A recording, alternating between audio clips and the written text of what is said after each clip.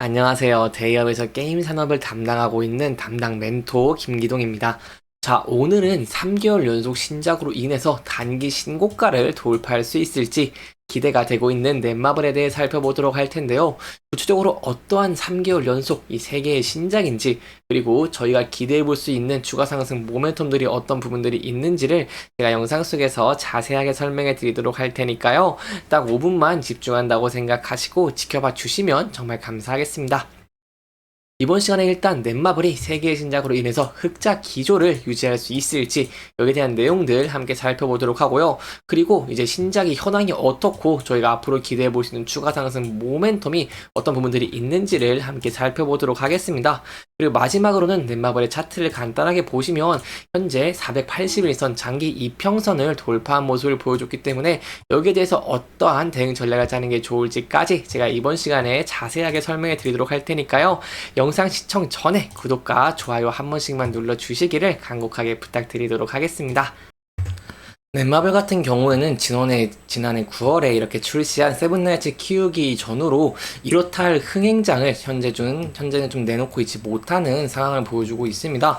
이러한 상황에서 넷마블이 4월부터 한 달 간격으로 이렇게 3연속 홈런을 칠 수 있을지 이 여부가 저희가 좀 굉장히 궁금해하실 것 같은데요. 여기에 대한 내용들 제가 좀 자세하게 설명드리도록 하겠습니다.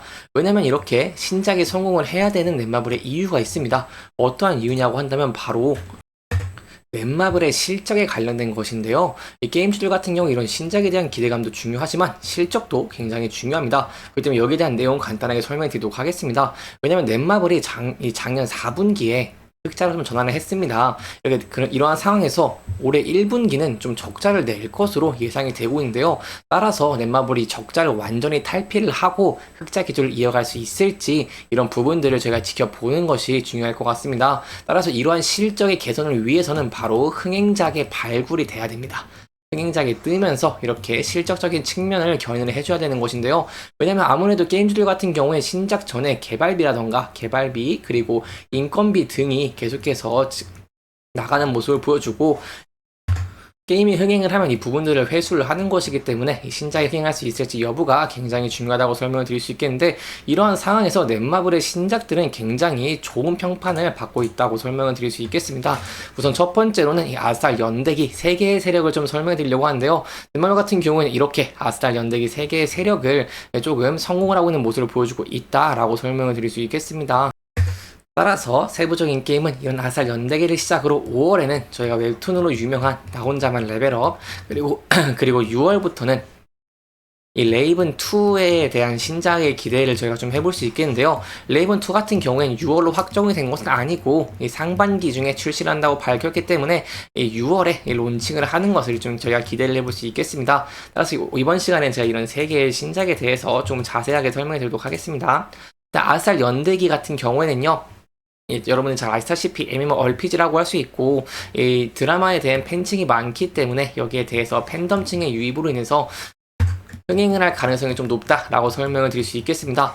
세부적으로 어떤 내용이 있냐라고 한다면 최근에 사전 예약자 100만 명을 돌파하는 모습을 보여주면서 흥행에 대한 기대감을 높이고 있는 모습을 보여주고 있기 때문에 여기에 대해서 저희가 아살 연대기가 흥행을 할 수 있을지 이 여부 함께 지켜보시는 게 중요할 것 같고요. 일단은 이렇게 100만을 돌파한 모습을 보여줬기 때문에 좀 긍정적으로 지켜볼 수 있다라고 설명을 드릴 수 있겠습니다.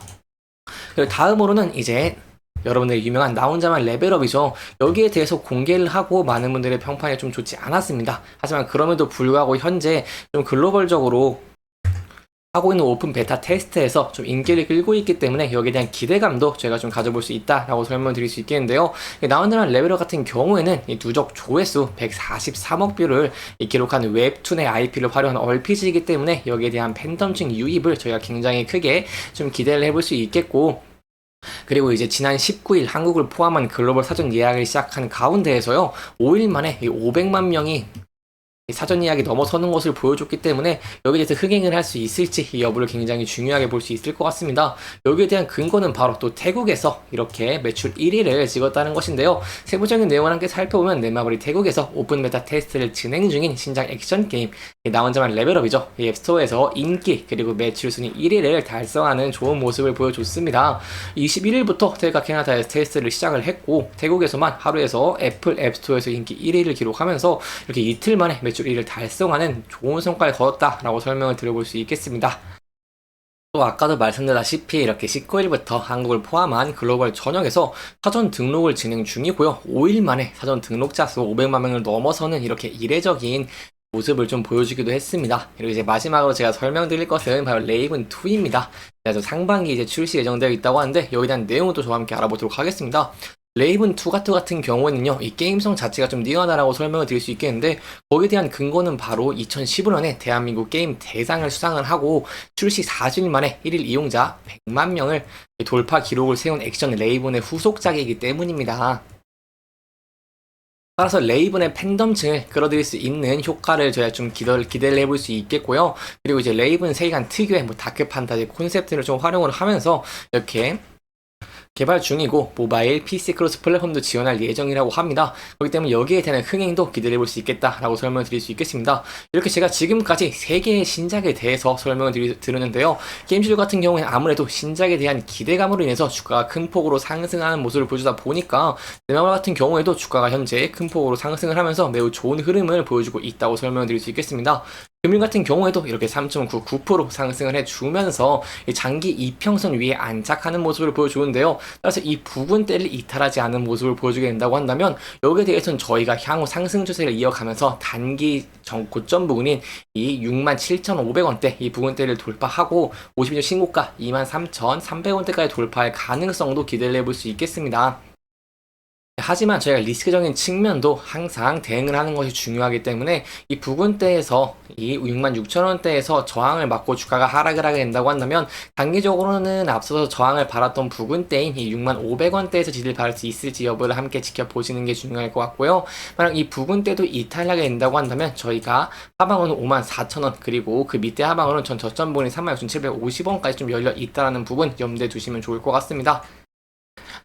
따라서 이렇게 마지막으로 좀 정리해 드리고자 한다면요. 게임주들 같은 경우에는 신작에 대한 모멘텀, 이런 기대감으로 주가가 큰 폭으로 상승하는 모습을 많이 보여주고 있기 때문에 저희 향후에도 상승 추세 이어갈 가능성이 높다는 부분을 좀 염두에 주셨으면 좋겠고, 상승할 때 거래량이 좀 많이 붙으면서 이렇게 높은 거래량과 함께 상승한 모습을 보여줬기 때문에 저희가 이렇게 481선에서 이탈하지 않게 된다고 한다면 여기에 대해서 상승 추세가 이어지는 것들을 기대해 볼 수 있겠습니다. 여기에 대한 근거는 또 481선이 앞서 저항을 받은 부근대라는 것을 좀 인지를 해주셨으면 좋을 것 같고요. 이 부근대에서 지지를 받아준다고 한다면 저희가 이 52주 신고가 부근 23,300원까지도 좀 기대해 볼 수 있겠다. 그리고 이 부근대도 한 번 더 조정을 좀 받고 그리고 이제 주가가 상승을 하면서 높은 거래량과 함께 돌파를 해주게 된다고 한다면 저희가 이제 상방으로는 좀 더 이 차트를 좀 크게 보시면 상방으로 좀 크게 열려 있다는 부분 염두에 두시면 좋을 것 같습니다.